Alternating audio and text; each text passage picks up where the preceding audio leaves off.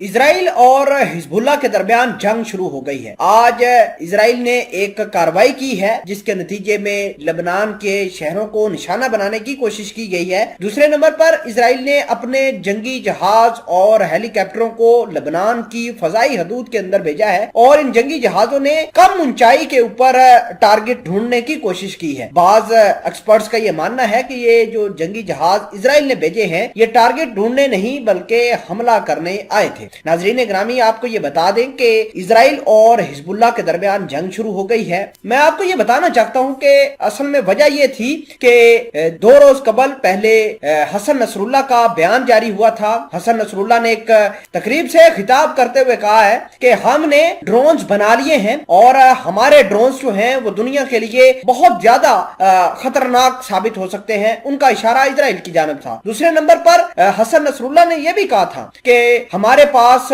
اب ایسی ٹیکنالوجی آ گئی ہے کہ ہم اپنے چھوٹے کم لیتھل ہتھیاروں کو، راکٹوں کو اب میزائلوں میں کنورٹ کر رہے ہیں۔ تو اگر کسی ملک کو، کسی گروپ کو ہمارے ڈرونز کی یا پھر میزائلوں کی ضرورت ہو تو ہمیں آرڈر کر سکتا ہے۔ تو آج کیا ہوا ہے؟ آج اسرائیل کی سرحد کے 70 کلومیٹر اندر جا کر حزب اللہ کے ڈرون واپس سیفلی لینڈ کر گئے ہیں، جس سے اسرائیل کافی بھڑک گیا ہے اور ہو سکتا ہے کہ اسرائیل اس کا بدلہ ضرور لے۔ میں اس خبر کو آپ کے ساتھ مزید شیئر کرتا ہوں۔ چھوٹی سی گزارش ہے کہ آپ ہمارا یوٹیوب چینل حسنات ٹی وی کو سبسکرائب کر کے پاس موجود گھنٹی کے نشان کو دبا لیں تاکہ لیٹسٹ نیوز آپ تک بر وقت پہنچتی رہے۔ حزب اللہ کے 2 ڈرونز تھے اور یہ ڈرونز جو ہیں یہ الجلیل نام کے اسرائیل کے جو مشرقی علاقے ہیں وہاں پر گھس گئے۔ انہوں نے 70 کلومیٹر اندر تک جا کر پینیٹریشن کی ہے۔ 70 کلومیٹر کے اندر جانے کے بعد انہوں نے مختلف فوٹیجز بنائی ہیں، انفارمیشن اکٹھی کی ہے۔ اسی دوران اسرائیل کے آئرن ڈوم ایکٹیو رہے، اسرائیل کے جنگی سائرن بجتے رہے،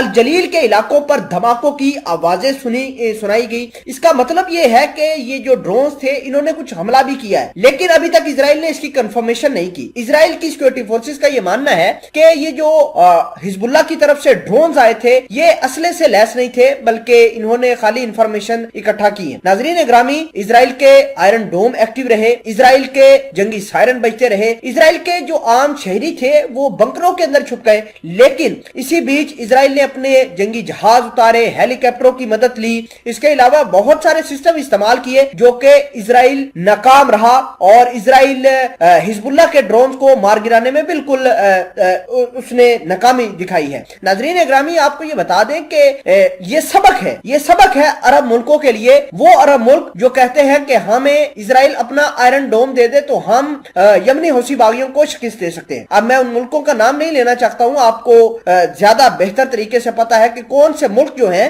وہ آج کل اسرائیل کے آئرن ڈوم کے پیچھے پڑے ہوئے ہیں۔ اسرائیل کا آئرن ڈوم اس چھوٹے سے ڈرونز کے سامنے ٹک نہیں پایا اور اس کو گرا نہیں پایا۔ ہم آپ کو یہ بتانا چاہتے ہیں کہ حزب اللہ کے اس ڈرون کا نام حسان ہے اور اس حسان نے 40 منٹ تک اسرائیل کے الجلیل نام کے علاقے پر پرواز بری ہے اور اسرائیل بالکل کچھ نہیں کر پایا، بھلے ہی اس نے میزائل داغے ہوں، بھلے ہی اس نے اپنا ڈیفنس سسٹم ایکٹیو رکھا ہو، لیکن انہی جہازوں کو، انہی ہیلی کاپٹروں کو چکما دے کر یہ جو حزب اللہ کے ڈرون تھے یہ سیفلی جو ہیں یہ پہنچ گئے ہیں لبنان کے اندر اور حزب اللہ کی بیسز کے اندر لینڈ کر گئے ہیں۔ ناظرین اگرامی، آپ کو یہ بتا دیں کہ معاملات اب مزید خراب ہوں گے کیونکہ بہت سارے علاقوں کے اوپر اب اسرائیل نے اپنے جنگی جہاز بھیجنا شروع کر دیے ہیں۔ ہو سکتا ہے کہ آئندہ 1-2 روز کے اندر اسرائیل شام کے اوپر بھی حملہ کرے، اس کے علاوہ عراق کے اندر حملہ کر سکتا ہے۔ اگر عراق کے اوپر خود اٹیک نہ کہے تو امریکہ کی مدد سے یہ اٹیک کر سکتا ہے، تو یہ معاملات نکل کر سامنے آ سکتے ہیں۔